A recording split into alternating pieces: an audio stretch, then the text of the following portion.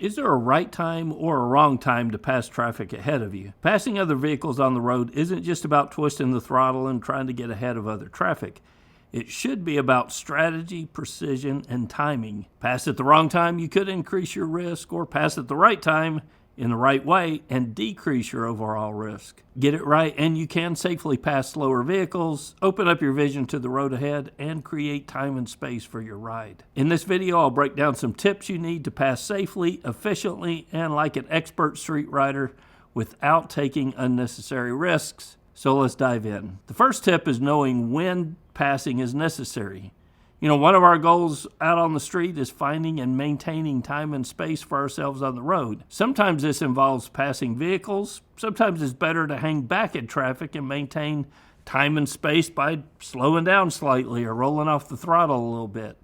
Some of the questions that you want to ask yourself here is, would passing the vehicle ahead create more time and space for myself or potentially reduce it? Is the traffic ahead of me so slow that it causes other cars behind me to start to stack up?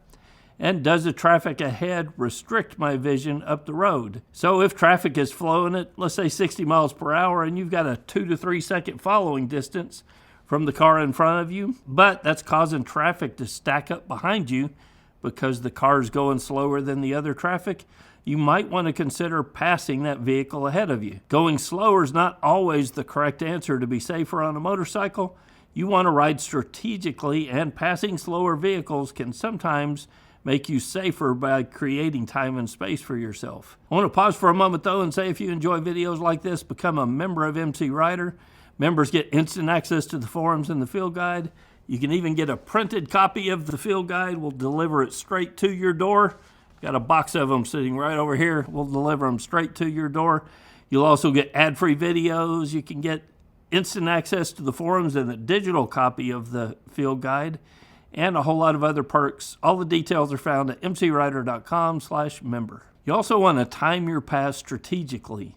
There are times when passing is not a good idea or requires some extra caution. Passing near intersections or areas where driveways intersect with the road are one area where you probably don't want to pass. As a rider, if you're approaching an intersection and pass a slower vehicle ahead of you, there may be a car making a turn into the lane you are in, and they may never even look in your direction because they expect their lane that they're traveling in to not have traffic in it, so they may never even give a glance in your direction. So as a general rule, avoid passing near intersections or intersecting driveways that can cause problems when you get into the other lane. If you're on a 4-lane road and passing a vehicle that's in the left lane, so they're going slow in the passing lane, which happens a lot here in Dallas-Fort Worth, you need to use extra caution in these circumstances to pass the vehicle. Some rider coaches will say never pass. For me here in Dallas-Fort Worth, I say pass with caution because that car that's in the left-hand lane may drift back over into that right lane and catch you off guard. So you need to pass with caution, and you need to have a plan in place if they do, in fact, come over into your lane. One exception to this may be passing an 18-wheeler on the right.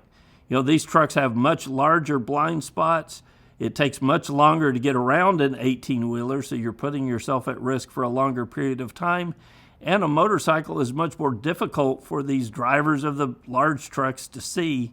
So that may be an exception for passing on the right if you're behind an 18-wheeler. You want to be aware of blind spots. Speaking of blind spots, they need to be accounted for when passing vehicles.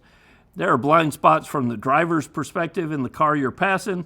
There are blind spots from the perspective of the rider. You set yourself into blind spots. There are blind spots created by terrain, objects on the side of the road, and vehicles that you're passing create a blind spot for other traffic to be able to see you as well. From the rider's perspective, a good use of your mirrors and a final head check anytime you change lanes to pass should be performed every time you pass another vehicle. That final head check can oftentimes keep a rider from pulling into the front bumper of a car that's slightly to their rear and in the blind spot of the motorcyclist. Before passing vehicles, a rider should use their lane position to their advantage and position their motorcycle where they can see and be seen. They also need to be aware of terrain or other obstacles that may put them in a blind spot and plan accordingly to those blind spots. When passing other vehicles, you want to accelerate smoothly but decisively. If a rider has done their due diligence and verified that a safe pass is what they need to do, then use the throttle. Get on the throttle and get around that vehicle in front of you in a safe yet diligent manner. If a rider is unsure that it's safe to pass, then don't pass until you are sure. Also, don't pass in a hesitant manner once you realize that it's safe to do so. Just about any motorcycle that's 500 cc's or up is going to have enough power, additional power I should say, out on the freeway to pass a vehicle with some power to spare. You don't want to pass in a slow, lazy manner and increase your time in that vehicle's blind spot or prolong your exposure to risk. So roll on the throttle smoothly and get around the vehicle you're looking to pass. Larger vehicles require more caution. Large vehicles require extra caution to pass because their blind spot's usually bigger and they take more time to get around. They increase the possibility of kicking up road debris, and a rider should be prepared for that wind of gust, especially around 18-wheelers, that is going to be created whenever you pass them. And if you've got a side wind coming in, it's going to increase that even more when you attempt to pass an 18-wheeler.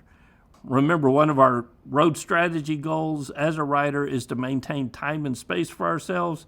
Knowing when or if to pass another vehicle can play a big role in creating time and space for yourself out on the road. Sometimes the best answer is to maintain space by maintaining distance between you and the vehicle in front of you.